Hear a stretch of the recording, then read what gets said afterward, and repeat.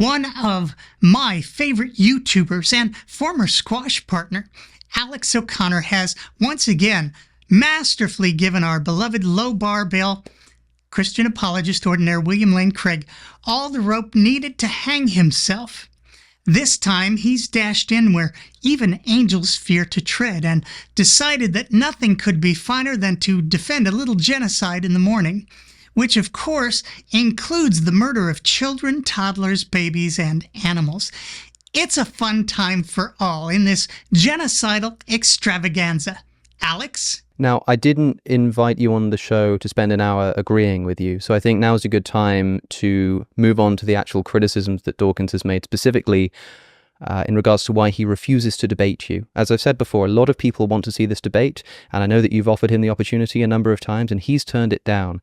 And he claims that the reason that he does this, whether this be the real reason or not, the reason he gives is that William Lane Craig is an immoral person because he is an apologist for genocide, pointing specifically in his original article and original objection to the issue of the slaughter of the Canaanites in the Hebrew Bible, which you've defended as a morally defensible thing for God to have commanded and for the Israelites to have enacted. So what I really want to do now is jump into this story.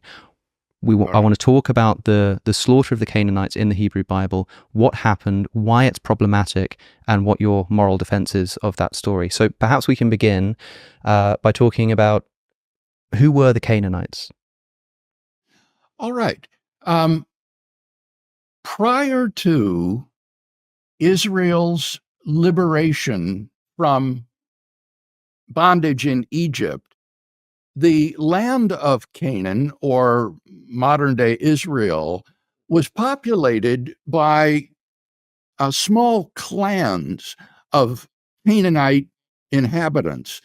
And according to the biblical narrative, these clans of Canaanites were extremely evil. They were debauched morally and opposed God, and God let this go on for 400 years. So, we already have a theme going here. 400 years. This is the amount of time God sat back on his highly holy throne, arms folded, as Hitch liked to say, watching not just his very own chosen people be enslaved, brutalized, raped, tortured, murdered, etc. by the Egyptians, but at the same time, God was also sitting back watching these extremely evil Canaanites do their worst as well. 400 years. That's 154 years longer than when God sat back and allowed Black Americans to be enslaved here in the States. Although in that case, God never stepped in to stop the evil. Don't try to understand it. There's no rhyme or reason for anything done by the tribal war god of Abraham. However, people like Bill try to come up with one. But then he called Israel out of Egypt and led them to the land of Canaan and delivered the land over to Israel and said, drive out the Canaanites from the land on pain of death. And I am giving this land to you, to Israel. So they were the pre-Israeli inhabitants of this region of the world on the eastern coast of the Mediterranean Sea. So let's be clear. It's not just genocide, it's also the theft of a people's land.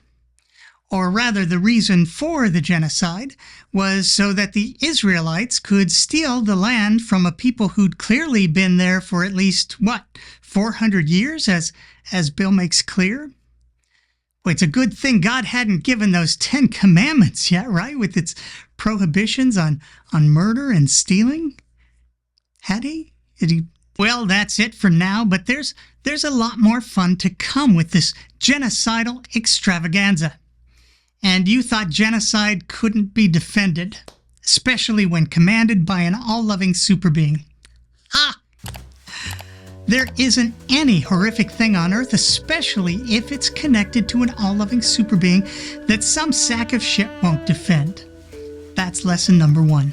Until next time, I'm me. Thanks for watching.